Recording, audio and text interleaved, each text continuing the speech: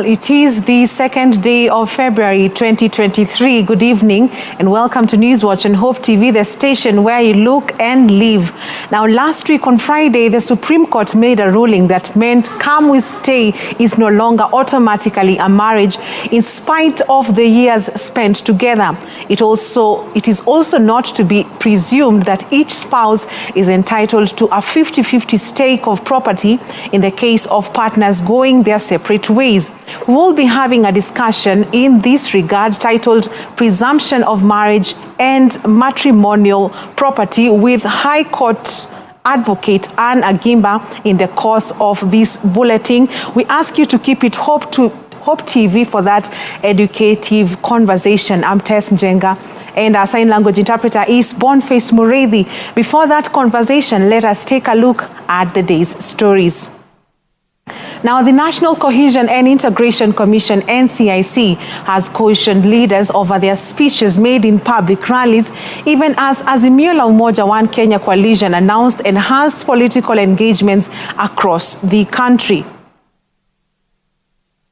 According to the Reverend Samuel Kobia-led commission, the utterances have been fueling a trend in hate speech on social media ever since the rallies began. And as Dolly Murigi tells us, the commission has reiterated that all politicians will be held to account for their public pronouncements at political events. A day after Vuku Korogosho MCA Absalom Onyango was released over incitement charges, the National Cohesion and Integration Commission (NCC) that raised the matter today convened a meeting refusing to soften its stance on its calls to the political class to tone down on the rhetoric. These as Azimio la Umoja One coalition led by its leader Raila Odinga held two public rallies in the recent past to castigate the Kenya Kwanza government of President William Ruto. It was in one of the rallies that the Korogosho MCA got himself in trouble.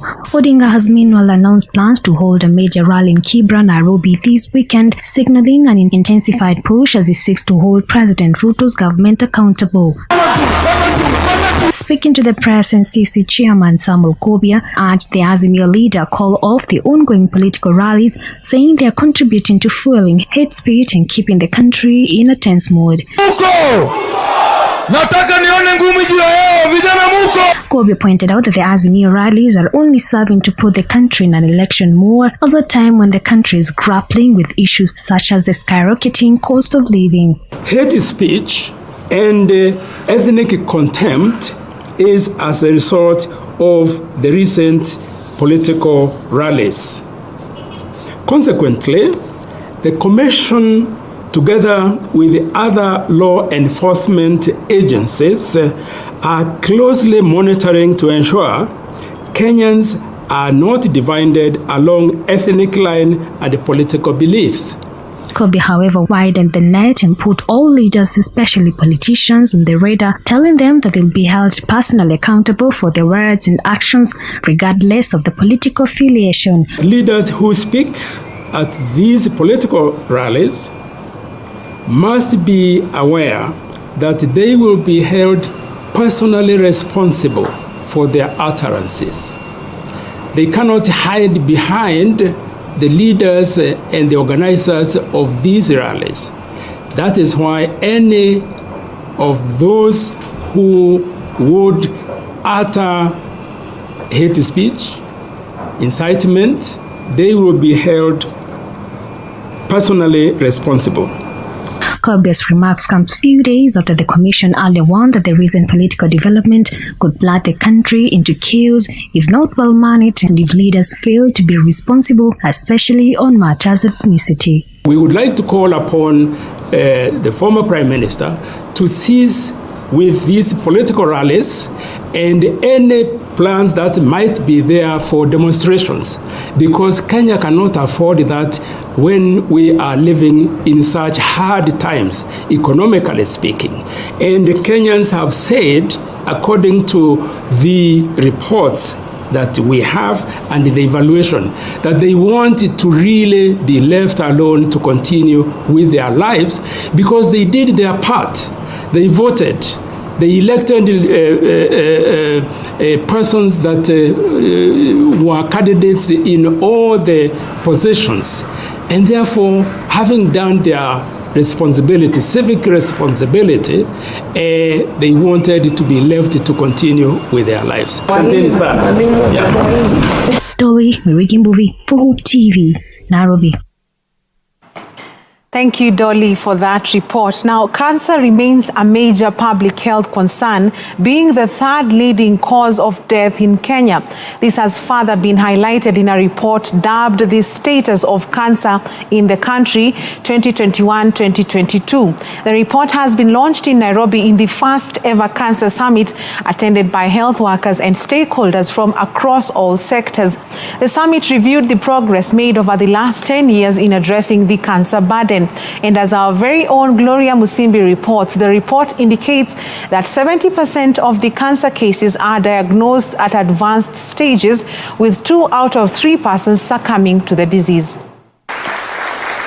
The Status of Cancer in Kenya 2021-2022 report has shown that 46% of the cases of the disease in the country are in a bad stage. According to the report, children under the age of 18 who suffer from cancer account for 2% of all cases that have been reported and recognized so far. Counties of Nairobi, Nakuru, Kiambu, Machakos and Nyeri are leading in cancer cases in the country, with 25% of the patients being between 1 day old and 29 years old. 75% of all cancer cases in the country are from victims between the ages of 30 and 84. County governments have made significant investments in cancer treatment.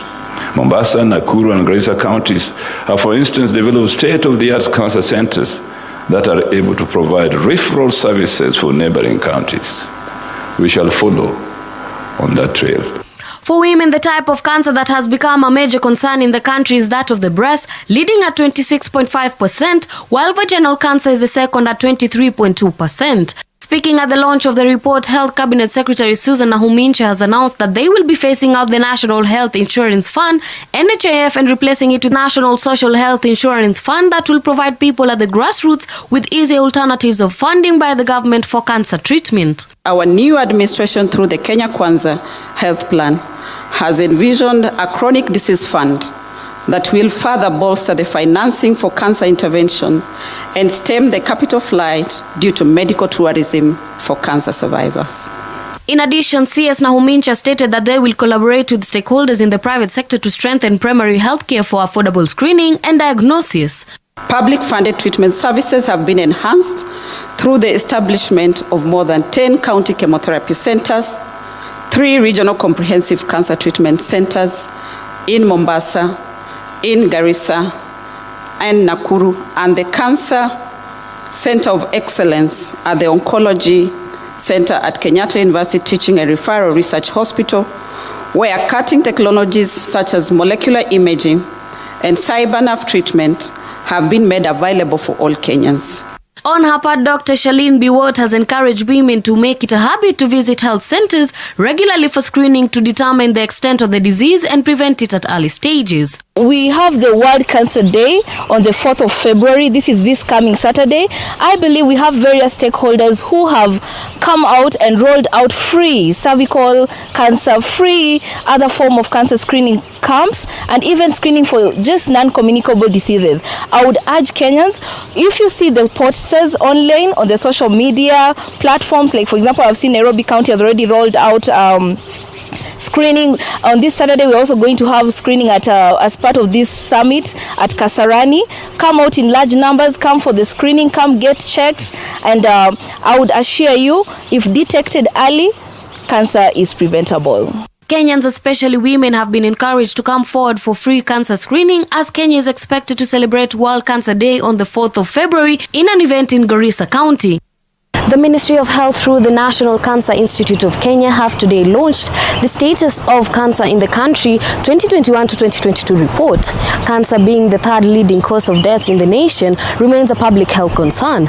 Local and international stakeholders have today met to evaluate the progress made in the war against cancer.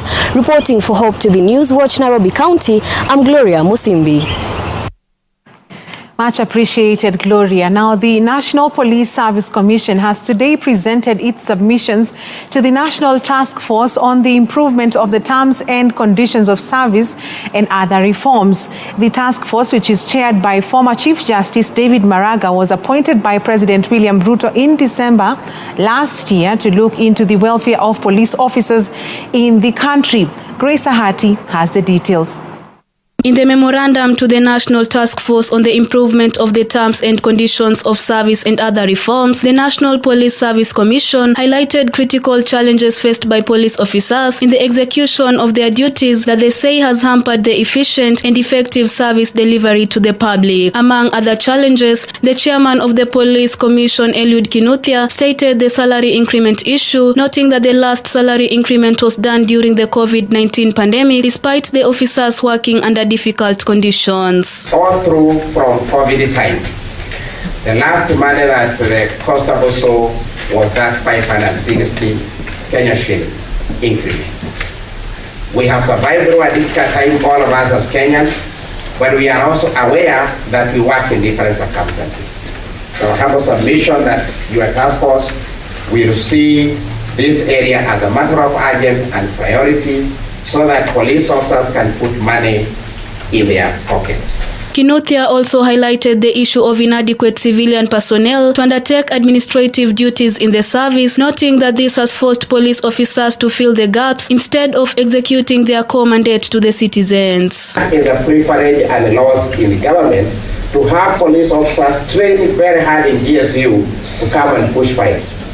We say the police must move from non-core specialist duties. Yes. So when we didn't have civilians, those gaps are being filled by police officers who are not doing their real core function what they are trained in.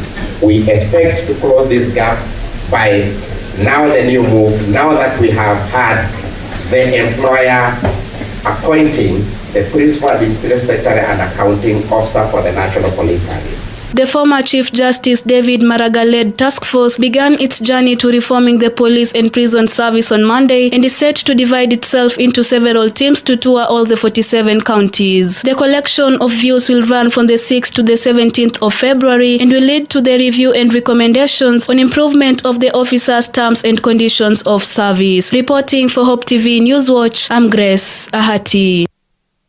Much appreciated, Grace. Now, the Interreligious Council of Kenya has raised an alarm over what they call the increasing spread and support for a new regime of rights that is planting seeds of destruction against the natural order of human relations and intimacy.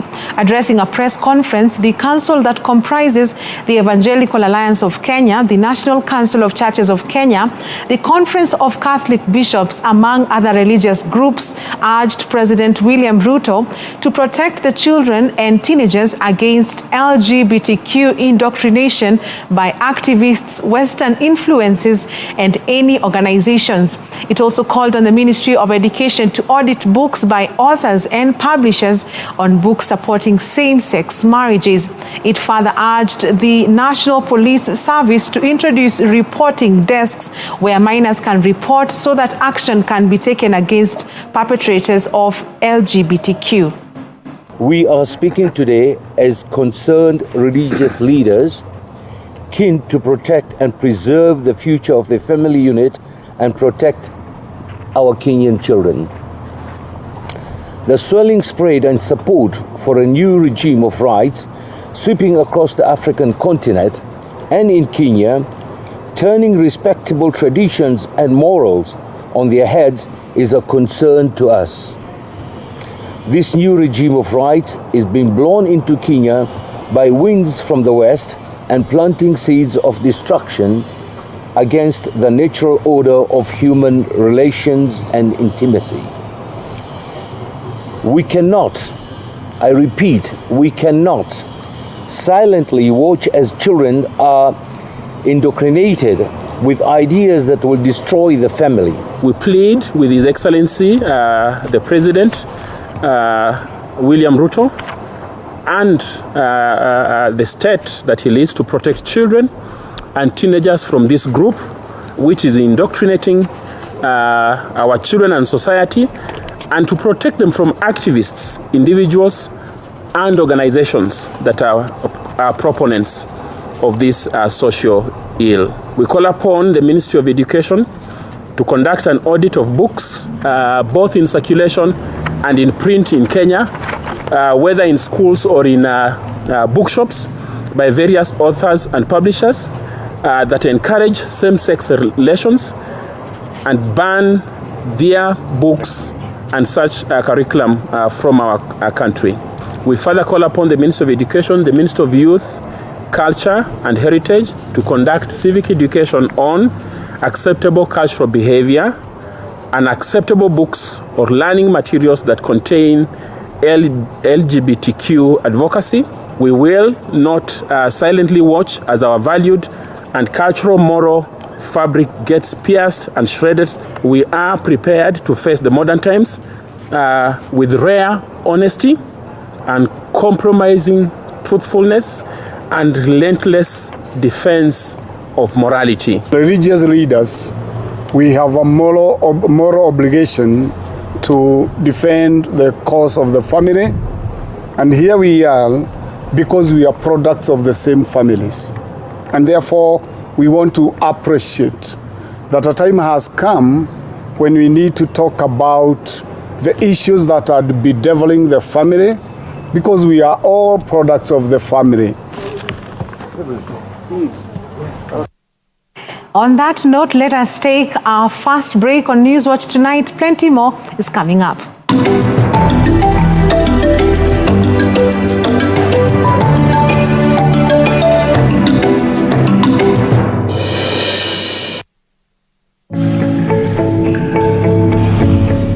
On the next episode of Adam's Cave, I felt fitting within the rules that had caged me in, rather than allowing me to go into the space that God was asking me to be as a man. And so in breaking those rules, we unleash ourselves and get to the space where we can be who God has called us to be. Join Kingston Ogango, the director of Alpha Africa, as he talks about Adam, Cut the Leash. That's on Adam's Cave this Friday at 8 p.m. on Hope TV and 7 p.m. on Hope FM. Hope TV is now available on GoTV Channel 103, Zuku Channel 873, Signet Channel 817, and Star Times Channel 026. Enjoy our uplifting content and family-friendly programming anytime. Hope TV, you look and live.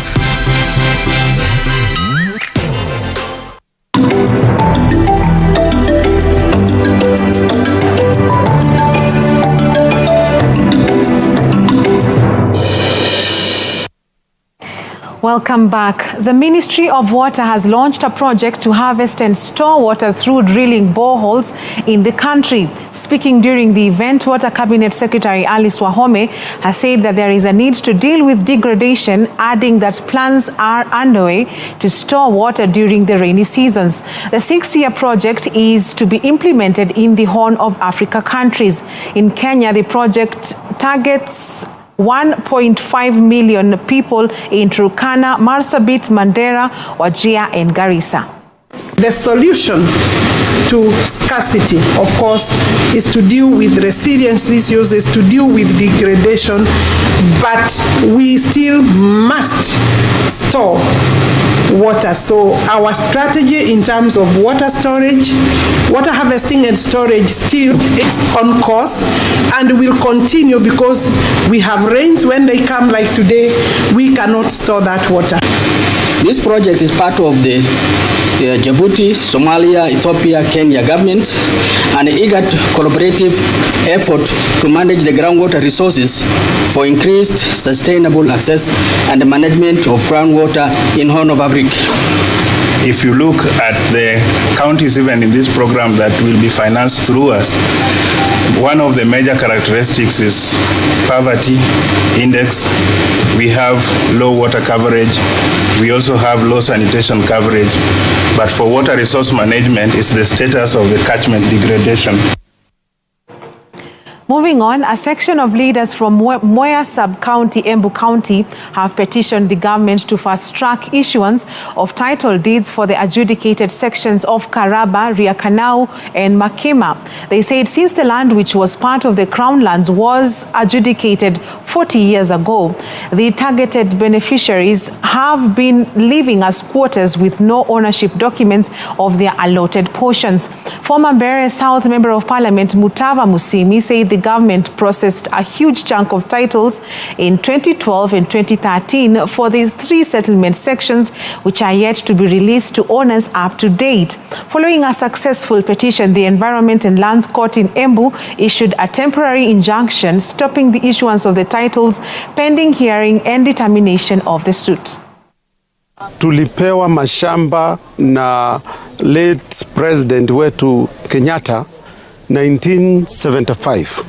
Ndiye alifanya presidential degree ya Mwea iwe Crown land.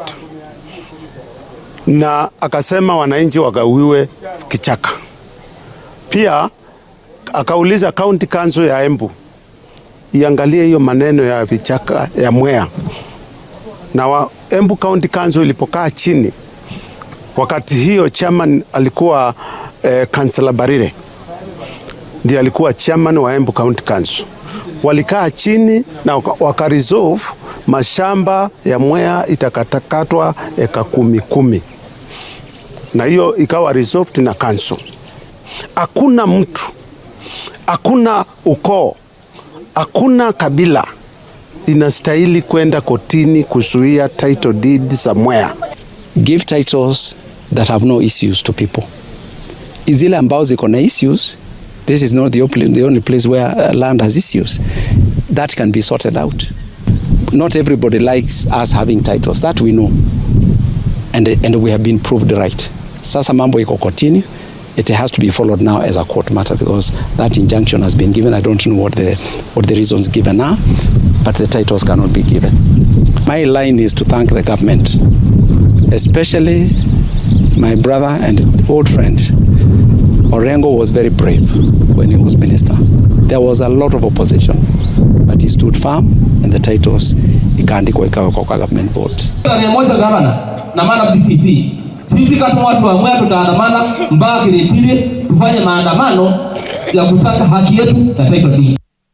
And Narok traders have a reason to smile after the Ministry of Lands, Public Works, Housing and Urban Development led by Cabinet Secretary Zakaria Njeru commissioned a 100 million shillings bus station in the town. The station, with a capacity of 120 parking slots and 180 stalls, was built through the Kenya Urban Support Program and funded by the World Bank in collaboration with the Narok County Government. The terminus also has 5 offices and 3 ablution blocks. Speaking at the commissioning event, Narok Governor Patrick Ole Ntutu assured the 140 stall owners and 30 matatu route operators who used to operate from the old bus terminus that they will be given priority in the allocation of new stalls. Kwa sababu mradi huu ambao umeweza kujenga mahali hapa ni mradi ambao uko na miradi mingine mingi katika kaunti zingine, lakini leo niwahakikishia kwamba fedha ambazo ziliweza kupewa katika kaunti hii ya Narok ziliweza kutumika vizuri sana, na hata ndipo kaunti ya Narok iliweza kuongezewa pesa zingine ili iweze kuweka barabara kadhaa lami.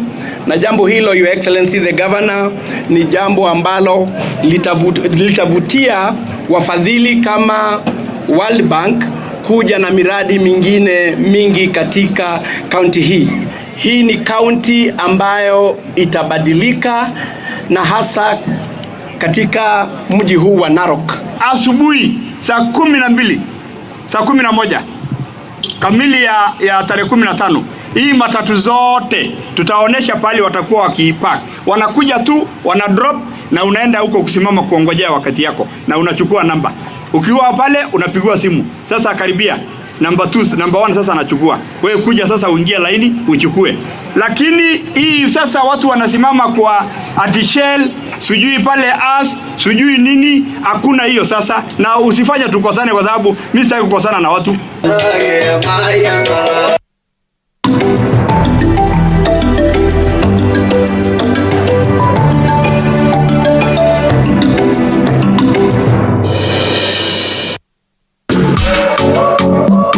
Expect the unexpected on the Stars Show. It's forever enough, always enough.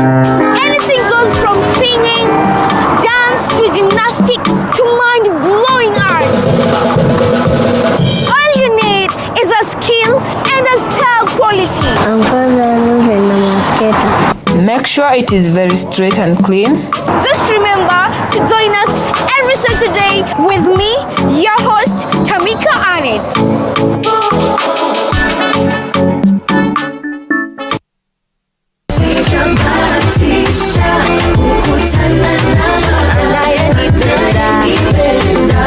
Every Friday at 11 a.m. on Hope Junction. We play the latest jams. My heart is yours. For you alone, for you alone. Plus your requests.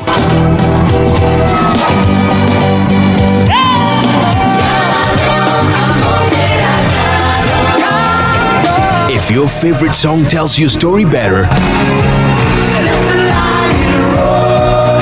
let the whole world hear it.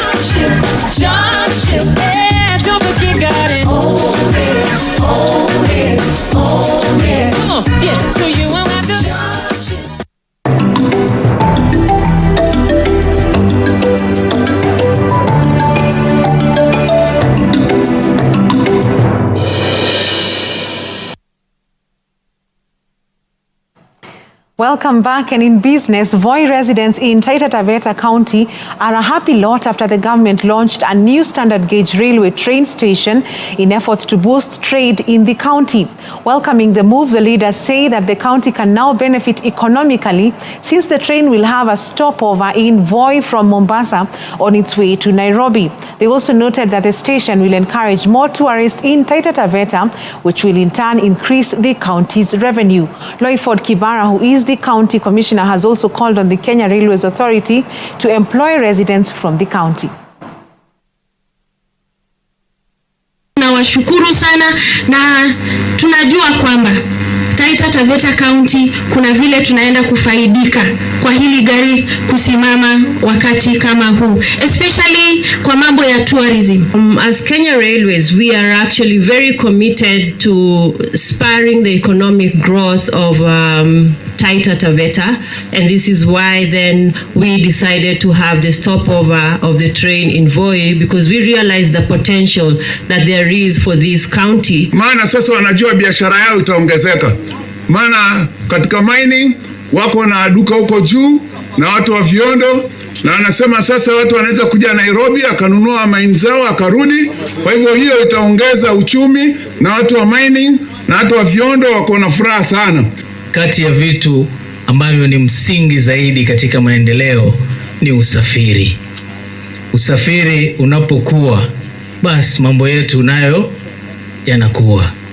Manake ukipata madini hapa, kama value addition itakuwa inafanywa hapa kwa Gemstone Center, na barabara yetu iko safi, basi zinasimama hapa, si mizigo inaenda. And Mogo Company has launched a financial literacy tool aimed at educating its Kenyan clients about personal budget planning and making informed financial decisions. The vehicle financing company launched the financial literacy tool to give consumers a complete real-time overview of their financial lives and wellness through a single digital platform. According to Mogo Kenya country manager Domas Minikis, users will have access to financial education and personalized spending management through the tool based on their actual situation.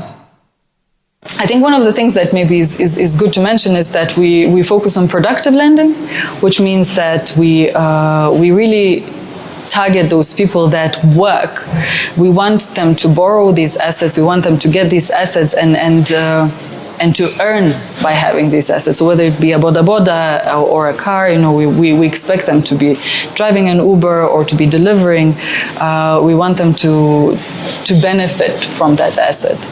Our primary customer are those that are underserved in other financial areas within other financial institutions. So let's say the boda boda rider who works in informal sector and who does earn a living, but will never be able to get a loan from a bank because he doesn't have the financial statements to support that he actually has this income. Basically, it is very simple to use. It takes about 5 minutes. Anybody can use it and it's free of charge.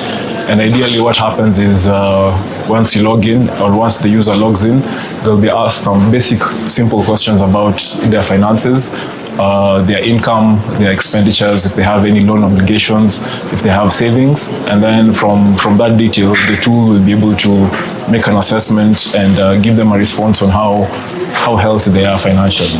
One of the things that we want to do as Mogo also this year and hopefully in years to come is to invest back into them in giving them more tools in managing their finances and increasing their financial literacy.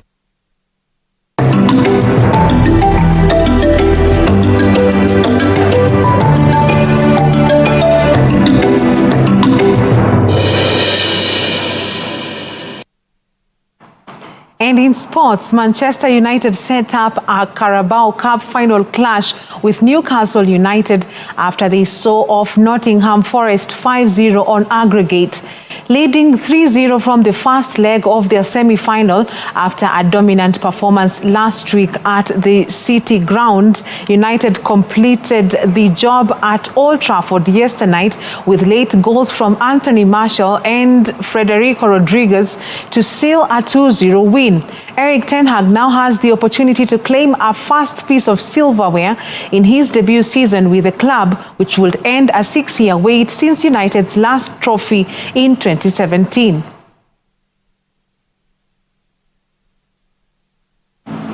Moving on, France and Manchester United centre-back Raphael Varane has announced his retirement from international football. The 29-year-old who won the World Cup in 2018 scored 5 goals in 93 appearances for his country after making his debut in 2013. The last of his caps was won in the 2022 World Cup final, in which France was beaten by Argentina on penalties. And Kenya Cup League leaders KCB RFC is gearing for the weekend showdown against Catholic Monks RFC.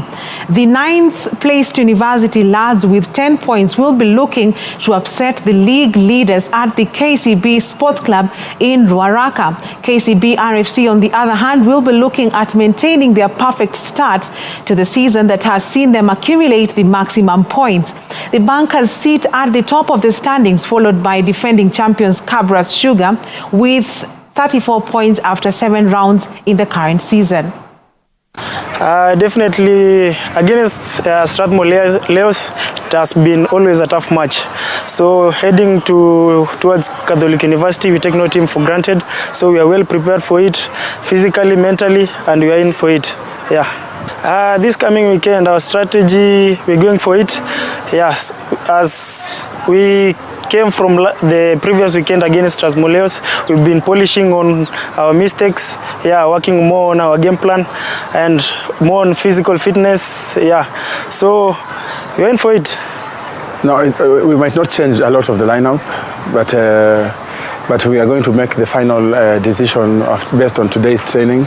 We'll assess the form, and all coaches will submit in the departmental coaches will submit their preferred lineups, and then we'll discuss with the head coach who will agree on who are the best players to represent the team. We don't promise much, it's just the same another weekend of rugby, because we'll just be doing our business, not personal, just business, playing a rugby game, getting the bonus, and getting the L is all that matters as we look at being fresh for the upcoming games, which will be the top of the table clashes in the next coming week. Well, that's the news, but don't go away. We will be back shortly with that topic. We are discussing the presumption of marriage and matrimonial property. And with us in studio, who will be joining us in the other side of this break is Anne Agimba, who is the advocate of the High Court of Kenya. And she will be breaking this down for us to understand. Keep it Hope TV.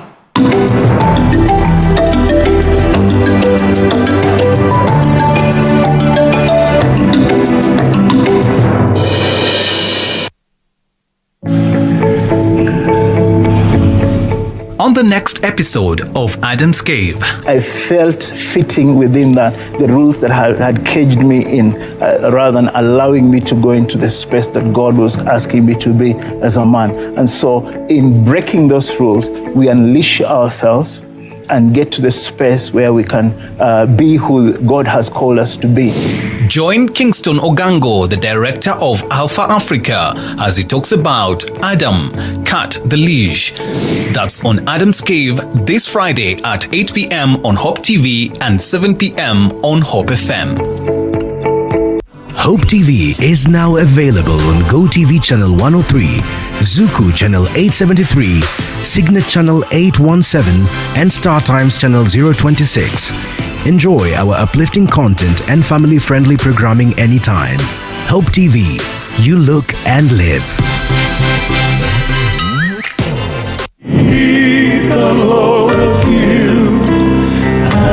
Why have you forgotten what have I done to cause you to become so weary? God has called us.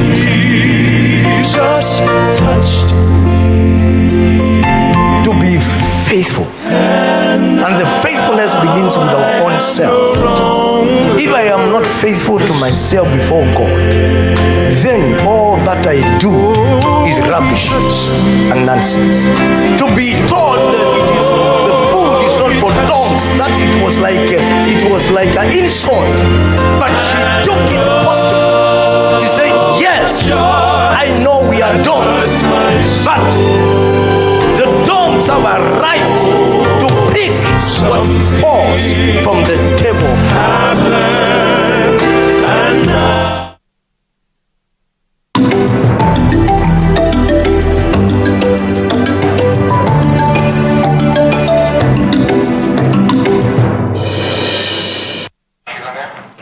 And a very warm welcome back to this segment where we are discussing the presumption of marriage and matrimonial property. As I told you, we are joined in studio now by Anne Agimba, who is an advocate of the High Court. Welcome, Anne. Thank you. Let's just get straight into it. Some of us may not understand these legal terms. The presumption of marriage. Help us understand the term. What does it mean? Well, we find the presumption of marriage in our Marriage Act, and it basically talks about a man and a woman who have lived together in a manner that the society looks at them as married because they have lived together for a long time or they've had a ceremony. So they are cohabiting. Yes, that's what. So society would look at them like husband and wife, but they have not carried on a marriage ceremony or as is recognized under the Marriage Act. So what are the dangers in terms of legally of people spending 20 years together, never formalize their union? Where do they stand in terms of the law? Well, the law now is very, very clear. And the law says that all marriages must be registered. The marriages that are recognized in Kenya are religious marriages, that's Hindu, Islam, or Christian marriages, a civil marriage, and also polygamous marriages are recognized as the forms of marriage. And all those marriages must be registered. So the law states that if you have been living with somebody for a long time now, and it falls under any of those categories, then you must have it registered under one of those categories that I have mentioned. What if you're not registered in any of them? If you're not registered in any of them, it means you're not married. Wow. And so you cannot enjoy all the benefits of the marriage, as envisaged by the Marriage Act. Well, I'm sure since the ruling was done last week, there might be some couples who are now seeking to formalize their union. Help us understand how a couple who have been living in a come-we-stay relationship can walk towards the journey of formalizing their marriage. Well, for a couple that has been living together for a long time, the aspect is they must go to the registrar and have their marriage registered. Usually it takes, you put in a notice of marriage. It takes about 21 days for the notice to go on. And then you carry on the next step with the forms that are filled. And then you can have the ceremony. And it can be a civil marriage in the registrar's office. The amount is very little. It's not the amount that makes sure that you don't get married. Yes. So also from a Christian perspective, what would you advise couples who have been living together? They go to church, but they say we are not defined by a piece of paper. What would you say? Well, marriage is also meant to be a consent between two people. If they do not want to get married, then it means exactly that. And the ruling that was there in court that you have just mentioned, was actually recognizing what's going on in society.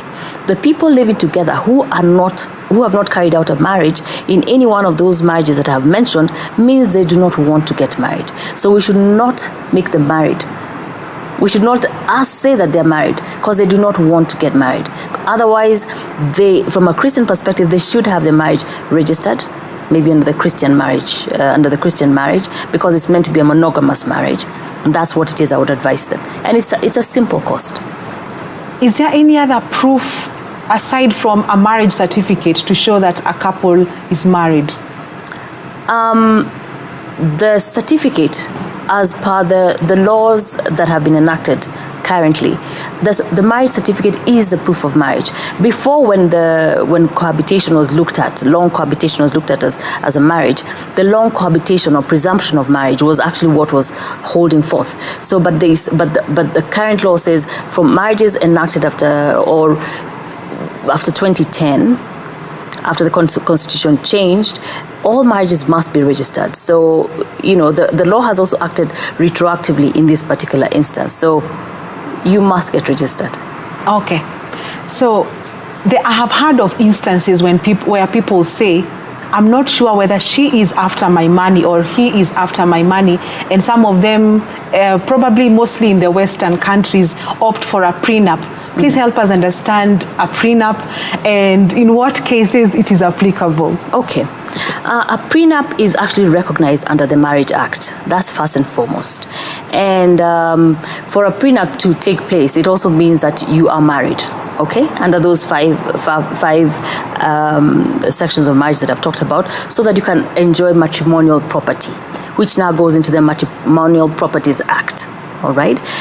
So just to go back to your question, what was your question? A prenup. What is it, yes. And when does it apply? So it applies. Usually, the young people before they get married can decide that they will have a contract stating how they're going to divide their property or how they're going to acquire the property in the course of their marriage. We're seeing that as a very progressive thing because about 78% of the marriages actually break down due to financial pressures. And so, as a reality, why not us face the reality of saying, this is how we want to spend our money, accumulate our money, do our savings, spend money in the house well in advance, so that if there's a disagreement, perhaps that's a point that the conversation can start. Okay. Now, after people have legalized their marriage, there is the aspect where society expects the woman to adopt the last name of the man. Is it a requirement that it also needs to be on their ID, and what are the legal implications of that? First of all, a woman has every right to keep her father's name. She has grown up with it. Usually your primary school certificate, your high school and your university degree certificates all have your father's name. So there is no legal requirement for you to drop your father's name and pick up your husband's name. I think when I was getting married, my father advised me to have all my names so that I never have to swear an affidavit to say that I dropped my maiden name, which is my father's name, and then picked up my husband's name, making me a totally different person. So I can have all my 4 names. But does it mean you have your name, your dad's name, and your husband's name? Yes. On my ID, I have my name, my father's name and my husband's name. I have all my 4 names. And did you change it? That means you changed from your previous ID. Is it a requirement or it's just a preference? It's a preference, and I'll tell you what makes it difficult. How do you explain to your children that their father's name is not on your ID? So it's actually with the pressures of the children actually make sure that you put it on, and it's also a sense of pride for your husband that his name is on your ID. Is there any legal maybe section that speaks about changing of names, or it's just purely out of societal expectations? This is a purely societal expectation. It's not a legal requirement at all. Okay. Yes. Explain to us what the ruling meant on the division and distribution of matrimonial property in the case of a divorce.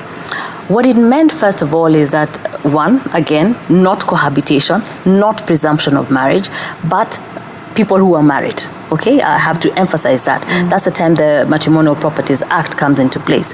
So in this case, what it meant was, there's a particular famous case that we call Acharya and Acharya, which was further re-emphasized in this particular, in the last ruling. And it was that whatever contribution you have made within the cause of marriage is what it is that you should go out with. If you within the marriage you have come in with nothing, have contributed nothing in the marriage, then perhaps you should go out the same way. So the controversy that has come in is, what does it mean if there are 2 forms of contribution: financial contribution and non-financial contribution.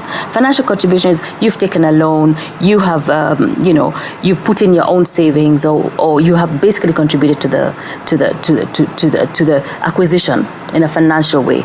Non-financial is perhaps you stayed home, and because of that your husband was able to go work, or you made sure the house was warm, and there's a direct it's directly shows that whatever provision that you provided, either as a man or a woman, contributed to the acquisition of that property.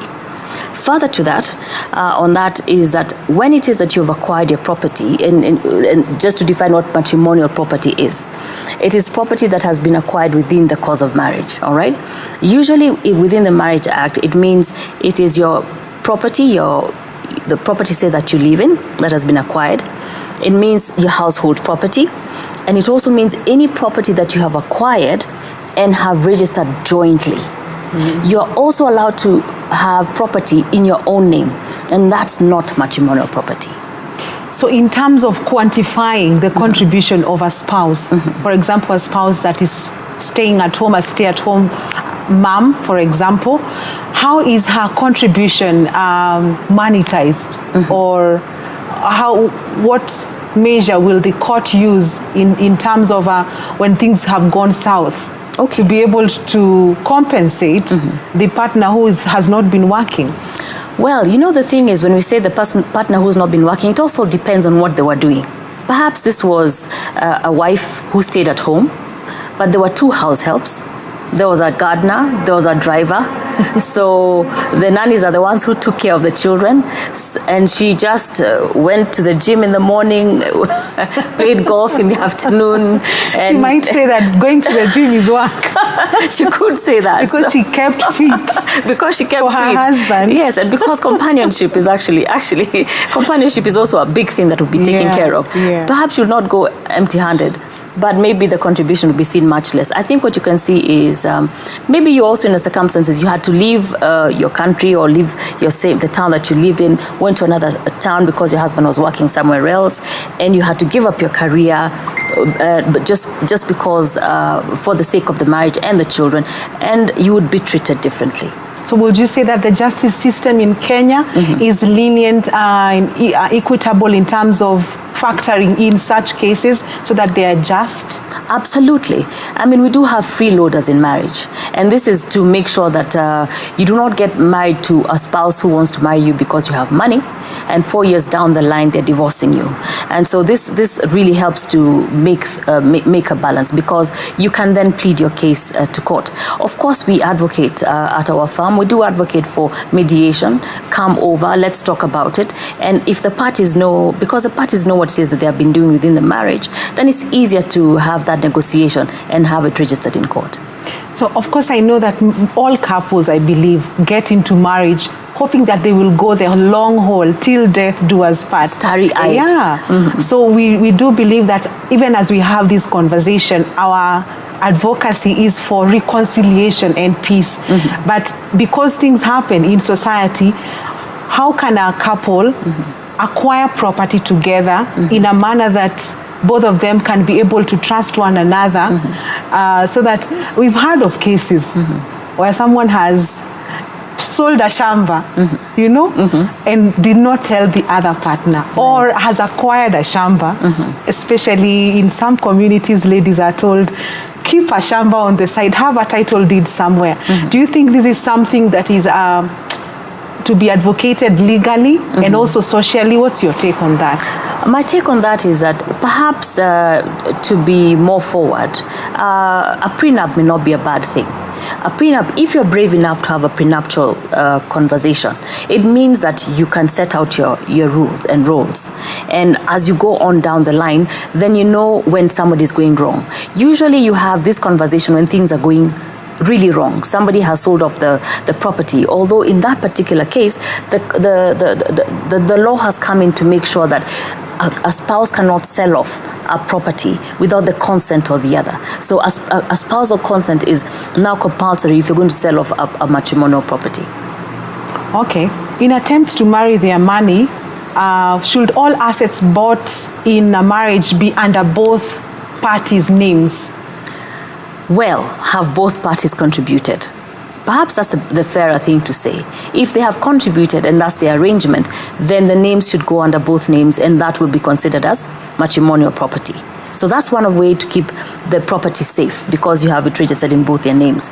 But if it's one person who is acquiring all of it and it's in their name, they're well within their right to do so. How about couples who are in business? What should they do in case of a separation? Well, for the couples in business, that was also one of the matters that HRA versus HRA was trying to solve. The truth of the matter is this is a company. If that family is in business, is within a company, then the Companies Act does come in to somehow regulate what it is that is going on as per the rules of that company. But if it's not a company, it's most Kenyans have maybe a sole proprietorship or joint partnership where there are no formal rules. Perhaps mediation would be the thing to go towards if you're going to have a conflict, or set out the rules well before you do anything. Set out your rules. Okay, well said. Let's switch gear to, let's look at inheritance and estate planning. What would you advise the Christian from a legal point of view in terms of leaving inheritance? There is an aspect of the will. Should Christians write wills? Number one. That's a good way. Yeah. You know, first of all, maybe we should remember that our constitution is actually based on the Bible. That's where we take out many of our rules. Yeah. And our laws also advocate for us to write wills. If you do not write the will, it means that your assets are then, basically it's the judge who makes a decision about what happens to your assets. So as a good man leaves an inheritance for his children. So that means you know what the items are, and you can then say this one belongs to, Anne, and this one belongs to Jane. And so it is important to write wills. Furthermore, we're also seeing a lot of strife and families breaking up within the country. I think the research has shown that it's causing a lot of drifts, whereby you now have your children not having cousins or uncles and aunties just because the inheritance broke you people apart. But if there was a document which you can write in the name of a will, then that would have saved generations that strife. Even the loss of your siblings or your grandchildren or your nieces and nephews. And we've also seen older people being taken advantage of because the husband has left without a will, and now the wife is being taken advantage of by the children who are stronger and can bully her. So if a will was left, she would have been protected. So does that mean that if a spouse dies, for example, the man, and the woman is left behind, and the man does not have a will, nor were they officially married, this woman is completely powerless. She's completely powerless. And that's when it is that you see, especially in our rural areas, even within the urban areas, you see women are the most disenfranchised. And you have your in-laws coming in, and the brothers coming in to take away what it is that they think they can get away from you. And widows are left with the children suffering. We're actually having a national crisis when you really think about it. It is a national crisis because of the loss of property, the loss of livelihood, and the just total devastation of families. But what right exactly do these relatives, these uncles and aunties, have to take away everything from the widow that is left behind? Is it illegal? Do they have any legal backing? To an extent, they do. Under Section 29 of the law of succession, there is the issue about dependence. So maybe you looked after your brother or after your sister or your mother. And we have several cases that you can see mothers or sisters or brothers do inherit from you. But the truth is, in terms of consanguinity, that means in the levels of which you should be inherit, your spouse should be first, and then your children, and then the others should follow. But when you have nothing written down, everything is a bit mucky. It is the strongest man who wins. But if the brothers and the uncles are dependents, then she is also a dependent. She's also a dependent. So you go on even kill. But if you had written down a will, you would then say, maybe my assets are only for my wife and my children. All those people who were dependent on me are now are not dependent on me, but I was contributing towards their livelihood when they were alive, when I was alive. Now that I'm not there, my assets belong only to my wife and my children. Is there anything that the justice system is probably in the works in terms of protecting widows and orphans? Well, yes, of course. The law of succession really tries to do that. But we're not doing our own part.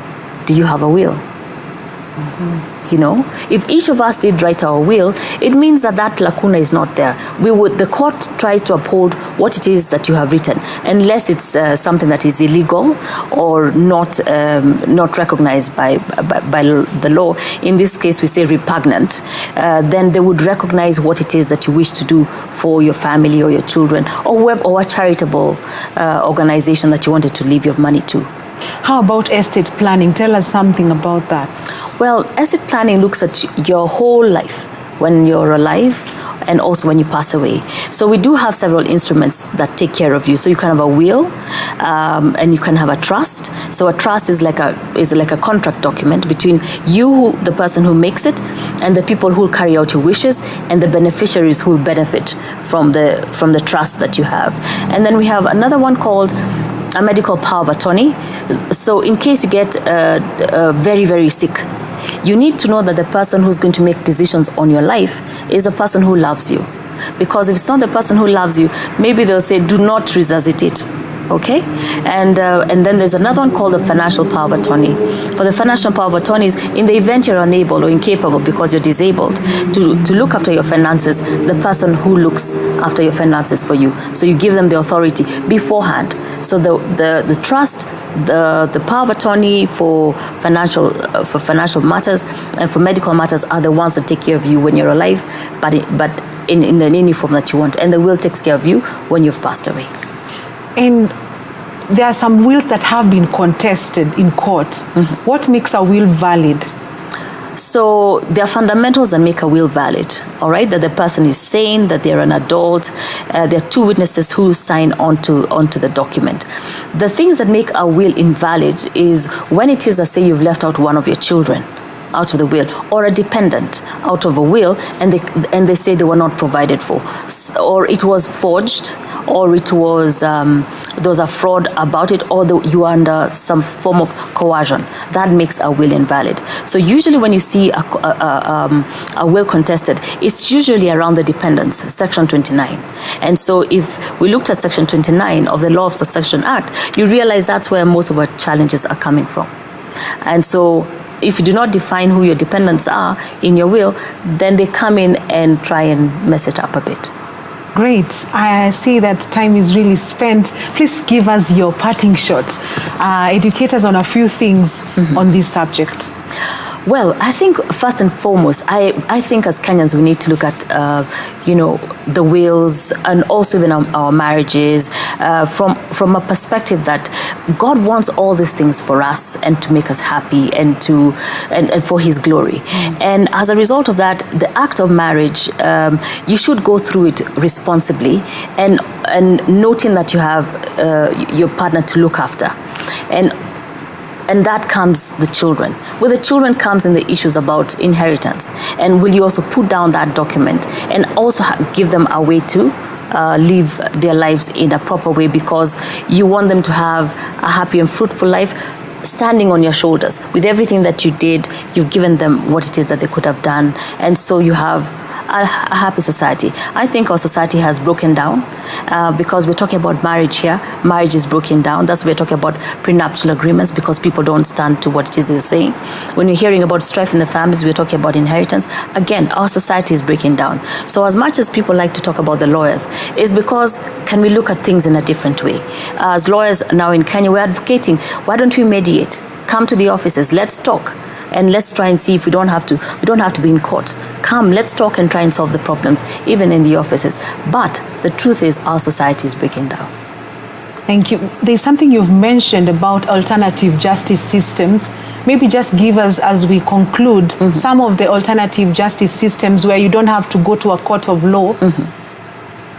Do we have such platforms? Yes, we do have such platforms. We have the mediation, through mediation or arbitration. You can have those sort of clauses within the agreements that you have, or even voluntarily. And where it is that you go to a lawyer or other persons who may be appointed to either be mediators or arbitrators to settle your matter. It's normally a faster process. In Kenya, a court-appointed mediation takes about 60 days. And so that whatever agreements you make, because the court recognizes not everything is that formal, and it can be more informal. If you're talking one-on-one, perhaps you could agree on things that are from a simpler perspective, and then whatever it is that you agree on, the court comes in and makes sure that you stand by it. So it's registered in court. Your consent is registered in court. Thank you so much, Anna Gimba, for your sentiments. Well said. And that is where we conclude the discussion. Listener, thank you for tuning in and watching. I have been your host, Tess Njenga, and our sign language interpreter is Boniface Mureithi. As we said earlier, we advocate for mediation and not divorce, because we believe as Christians that marriage is till death do us part. So have a good night. Till next time, God bless.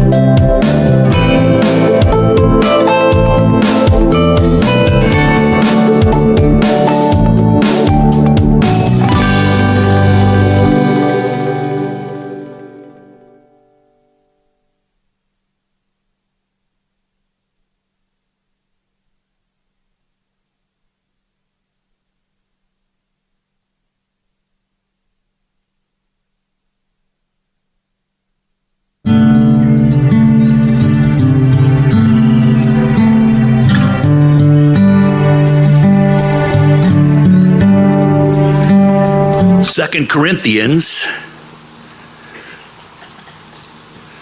chapter 13.